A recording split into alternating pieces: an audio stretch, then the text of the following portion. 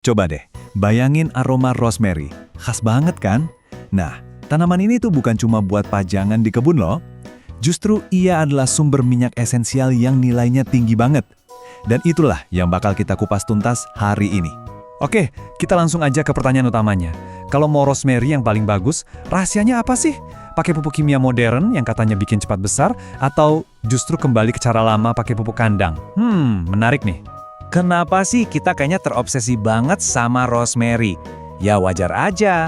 Minyak esensialnya itu loh ada di mana-mana. Mulai dari bumbu di dapur, bahan kosmetik, sampai buat pengobatan.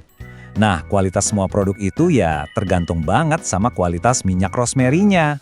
Wah, minyak rosemary ini emang jagoan serbaguna. Coba lihat deh, bisa jadi antiinflamasi, antioksidan, bahkan antibakteri. Lengkap banget. Makanya nggak heran kalau minyak ini dicari-cari di mana-mana. Jadi penting banget kan kita tahu cara terbaik menumbuhkannya? Ini bukan cuma soal berkebun, tapi udah menyangkut ekonomi dan kesehatan kita semua. Nah, untuk mengakhiri perdebatan ini, para ilmuwan di Kenya nggak cuma ngomong doang, mereka beneran turun tangan. Seperti yang ditulis di jurnal Helion, mereka bikin eksperimen yang berjalan selama setahun penuh. Tujuannya, ya untuk melihat dengan mata kepala sendiri mana yang benar. Jadi, metodenya tuh rapi banget. Mereka bagi jadi 4 kelompok. Kelompok pertama dibiarin tumbuh alami aja sebagai kontrol. Kelompok kedua dikasih pupuk kandang sapi, cara organik itu. Kelompok ketiga pakai pupuk kimia modern, NPK, itu loh nitrogen, fosfor, kalium. Terus yang terakhir dikasih campuran keduanya. Nah, ini baru namanya pertarungan yang adil. Dan ingat ya, ini bukan eksperimen kilat. Para peneliti ini benar-benar sabar, mereka ngukur tanamannya secara rutin selama 1 tahun penuh. Dari hari pertama ditanam sampai panen. Jadi bisa dipastiin hasilnya ini valid, bukan cuma kebetulan. Oke, sekarang kita masuk ke bagian yang paling ditunggu-tunggu. Hasilnya. Yang pertama dilihat pastinya soal fisik dong. Tanaman mana yang paling bongsor, paling rimbun, paling sehat? Siap-siap, jawabannya mungkin bakal bikin kalian kaget. Coba kita lihat datanya. Wow, ternyata setelah setahun, tanaman yang dikasih pupuk kandang sapi justru yang paling tinggi, jauh ngalahin yang pakai pupuk kimia modern. Ini kejutan pertama nih. Ternyata cara jadul menang telak soal tinggi tanaman.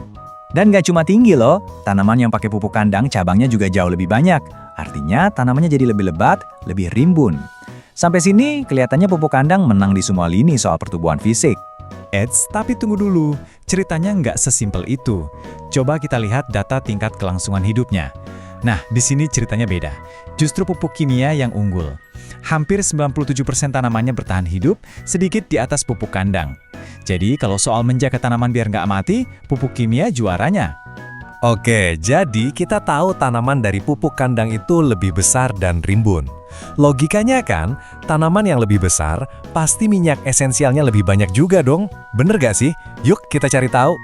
Dan disinilah plot twist-nya. Ini saya kutip langsung dari penelitiannya ya. Hasil minyak esensial tidak berbeda secara signifikan. Gila kan? Ternyata jumlah minyak yang dihasilkan itu hampir sama aja di semua kelompok. Mau pakai pupuk kandang, pupuk kimia, atau nggak pakai apa-apa. Ternyata tanaman yang lebih besar bukan jaminan minyaknya lebih banyak. Grafik ini nunjukin buktinya dengan jelas banget. Lihat deh, bedanya tipis banget kan antara satu sama lain. Secara statistik, perbedaan ini tuh nggak dianggap berarti. Jadi jelas banget kalau kita cuma fokus ke ukuran tanaman, yaitu keliru. Nah, ini jadi bikin kita mikir kan, kalau jumlah minyaknya sama aja, terus apa dong bedanya? Apa yang bikin rosemary dari pupuk kandang itu spesial? Jawabannya ternyata ada di sesuatu yang nggak kelihatan sama mata. Jawabannya adalah ini. Rahasianya ada di kualitas, bukan kuantitas. Para peneliti nemuin kalau komposisi kimia di dalam minyaknya itu sendiri beda banget, tergantung dari perlakuan tanahnya.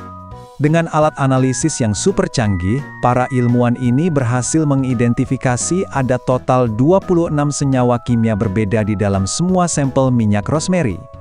Nah, senyawa-senyawa inilah bahan rahasia yang bikin aroma khas rosemary itu muncul, yang kayak kayu, pinus, dan mint, sekaligus yang ngasih semua khasiatnya. Dan inilah dia puncaknya. Minyak dari tanaman yang pakai pupuk kandang sapi ternyata mengandung 23 senyawa kimia yang beda-beda. Sementara yang pakai pupuk kimia cuma 19. Artinya apa? Pupuk kandang menghasilkan minyak yang secara kimia jauh lebih kaya dan lebih kompleks. Biar gampang bayanginnya, ini tuh kayak kopi. Minyak dari pupuk kimia itu ibarat secangkir kopi biasa aja, oke lah rasanya, tapi ya standar. Nah, minyak dari pupuk kandang, ini tuh kopi specialty, punya lapisan aroma dan rasa yang kompleks banget. Jelas kan? Lebih banyak senyawa, artinya kualitasnya lebih top. Lihat deh grafik ini, para ilmuwan nyebutnya kromatogram. Tapi anggap aja ini sidik jari kimianya minyak rosemary. Tiap puncak yang kelihatan itu mewakili satu senyawa unik. Jadi makin banyak puncaknya, makin kaya rasa dan aroma minyaknya. Ini bukti visual yang nggak bisa dibantah kalau minyak dari pupuk kandang itu kualitasnya superior. Jadi, kesimpulannya apa? Gini, kalau kita mau rosemary yang paling kaya, paling berkualitas, fokusnya jangan cuma di ukuran tanamannya. Fokusnya harus ke kualitas tanah untuk memaksimalkan kompleksitas minyak esensialnya. Dan ternyata, metode organik yang kelihatannya kuno justru terbukti menghasilkan produk yang jauh lebih unggul. Hal ini jadi bikin kita mikir lebih jauh ya.